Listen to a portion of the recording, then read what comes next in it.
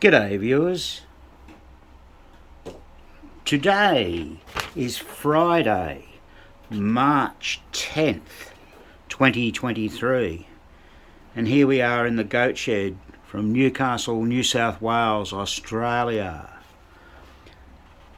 So the temperature outside is 22 degrees Celsius, which has been around about the same temperature at this time of the day all week. And that's actually 71.5 degrees Fahrenheit. So here we have Fantasy from Playmatic, 1976. Now, a little later in this video, we're going to give you some good advice about Playmatics. So, this machine is a 4-player game, as you can see. It has really nice back glass in it, and it has a lovely play field. We'll progress our work on this and show you what we get up to, and as usual we'll do everything, all the electrics and mechanics first. So we still have our builder here doing some work, so there might be a little bit of background noise and we just might have to just turn down for a moment. But let's have a look with this Fantasy. Now these certainly are a different type of machine. They've followed the engineering design of Gottlieb, but they've used their own metal. You can see this bronzy coloured metal. It's a very soft metal. I don't think it really wears all that well, and of course, as we all know, these pinball machines were only designed to really last 5 years in the field and then move on. But what they've done, they've taken Gottlieb's design and they've made little changes which probably suited them more so than anybody else, and made them as cheaply as possible. One of the changes that I don't like, they've taken a metal escapement wheel and made it plastic. So here you can see you have the pin which indicates when it gets to the end, the zero stop. There's plastic, that's it there.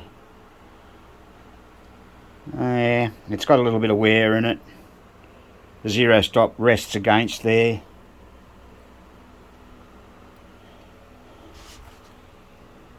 That's where it rests. You know, the drive arm's the same, the upstop is the same, but once again made of this cheaper metal. Surprisingly, it's not broken. The drive pull's slightly thinner. Rather than a shoulder screw, they've done this with a circlip, which, you know, might even be a slightly better idea. But this was all seized up. I've cleaned all this. Now the linkage for the subtract pull, this is actually the bonus stepper we're working on here. It was elongated. Look at this one. It was bad. So we made a new one up out of an old flipper link. We keep those here and make them. We've mentioned this before. So it's a good idea to keep those flipper links, that's for sure. You know, you just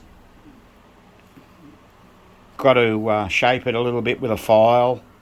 It's not too hard to do. Next time we actually make one, we'll try and remember to illustrate it.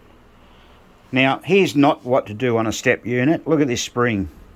When we got this is the spring. Look how mangled that is. There's a better look at it. So we're going to have to change that. I mean, what they'd done, they'd hooked this right up onto here like this. Can't even get the spring hook out now. Right up there, and the poor old drive arm had to, the coil had to work so hard, it's surprising it hasn't burnt out. So that's certainly not what to do, and that spring will get replaced. On the other side of this, what they've done, they've changed it a little bit also to suit themselves. They've sort of, the bearing is a smaller diameter bearing, this bearing here, where the escapement wheel goes through, and when we pop that in,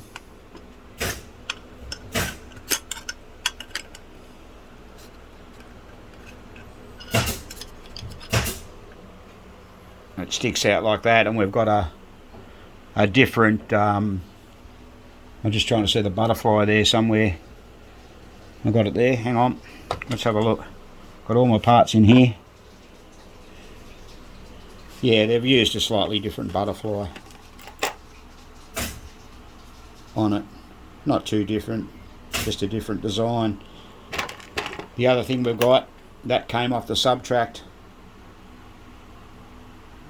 coil stop. It's broken. So we've got to get another one of those. Hopefully we've got a Gottlieb one that'll fit, that will fit. So you can get a better look at the link we've made there. That's just, you can see where we've filed it. Put the pin through. Drilled the hole out a little bit bigger. That pin is the same size pin that goes through the flipper. I think that's a 1/8 roll pin. I think I bought about 50 of those when I was in the US last year. It's so hard to get Imperial parts, as I mentioned here. However, let me emphasise, on these Playmatic games being Spanish, you need metric tools. Now, all the nuts on these are metric. So we've got a set of metric nut drivers, but that's just one thing to remember on these games. Now, just a few other things of note. The flipper mechanisms on this are basically shot. See, that's been welded, and it's not a real brilliant job. So that comes around here and around there. The linkages on this, notice they've got split pins going through them. That's not right.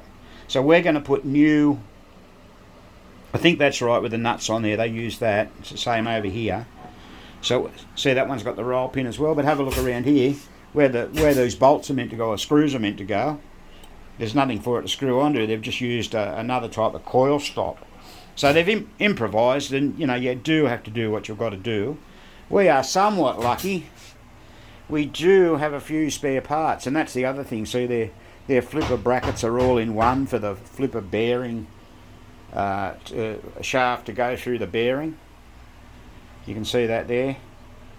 There's the end of there's the coil stop casing from this end. Now, one other thing we had to do, and this is a bit unique, I suppose, the big hole in here, they have all the switches, which are here, come through that hole. So let me try and show you that.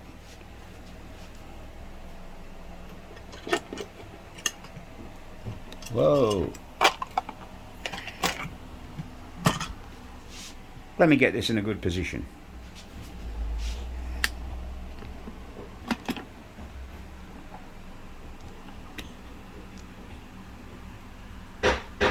So you can see what I've had to do there. You've got to put one lot of switches through firstly and pull them up and around, which, it's twisted the wrong way, so I'm going to have trouble doing that. And then you've got to put the other lot in. So that's why normally we tape the switches together, but that's what we've had to do. So we've had to remove this part of the coil casing,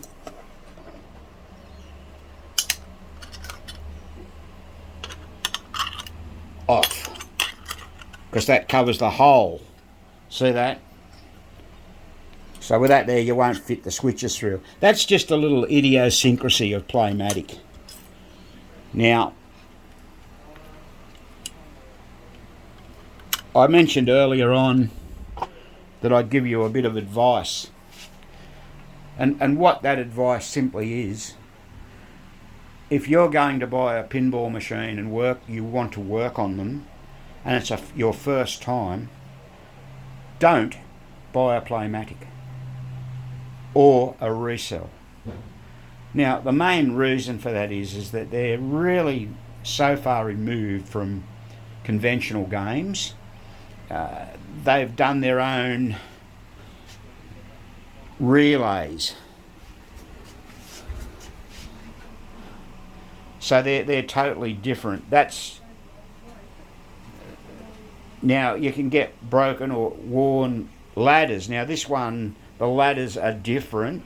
Like, we're lucky, we do have some parts. We have had a wrecked Playmatic and a wrecked resell. So you've just got to be aware of that sort of stuff. Let me show you something else. That's a switchblade ladder out of a relay in an Icarus. You can see how it all burnt through and melted the plastic. Now they're totally different. Like, they're weird. Right, they slide in and out. Now, we had one of those, so we were able to replace it in a game we did recently, which was an Icarus. Parts are unique to these manufacturers. The pop bumper brackets are similar. They have the coil stop built in. The same with the slingshot brackets. Coil stop built in. So, you know, other manufacturers do things that way. And then where this gets really weird, over here we have another step unit. Does anyone recognise what manufacturer used these before? Well, that's a Williams. So we've got a little bit of a mixture of breeds here. And that particular stepper in this game is what they call the spin stepper. This does have a spinner unit on it. So, quite bizarre, isn't it, how they did things. I don't know how they got away, whether they had to pay licenses to Williams or Gottlieb. You can imagine they would have by 1976, wouldn't you? But yeah, I just don't know. And here's the contact plate. This has all got to be cleaned up yet. It uses those rounded pins. Now that's one thing I do like, the rounded pins. So there's just minimal wear on those pins. They'll clean up very well with the Dremel tool. Remember, we had a machine, I can't remember what it was, but we ended up putting those round pins in. We had some, obviously it was off one of these foreign games, because the contacts were all worn, and we wanted better coverage, so that sort of fixed it all up. So that's one good thing that they did. Just a quick glance at the deck being built. The stairs went in last weekend, and the side panels are being put up now as we speak. There's our happy builder over there doing the job. There he is, he's said hello to everybody. So that's all coming along very nicely. Graham's very happy with that, and so is Spanky. He can drink up there all day. But we've got to watch out he doesn't fall down the stairs, that's all. Now, just before we diverted into the backyard there, we were going to show you the cabinet. Here's the bottom of the cabinet. Now, we were talking about parts with different manufacturers. Clearly, that's a Williams store. So, there's another bit of Williams that they used. It's quite bizarre, really. As we've already said, these cabinets are made of particle board. This one's not in too bad a condition, but, oh, gee, they don't ever let them get wet. That'll be the end of them. That's for sure and certain. Let's have a look at the motorboard now. Righto, so here's the motorboard. Now, conventionally, the same type of relays we just showed you under the playfield are there. They've adopted the score motor of a Gottlieb, but they use different insulators. They use like a plastic insulator between the switches, as you can see, and that applies to the relays as well. I don't think I pointed that out. So yeah, the score motor is similar. The unit behind the score motor, that's the balls played unit. Now that applies to all four players. That'll have to come out and have some work done it as well. And for high tap, just to the right of the balls played unit, you can see a Jones plug, and that allows you to high tap the game or set it for different voltages. So they're a multi-purpose transformer.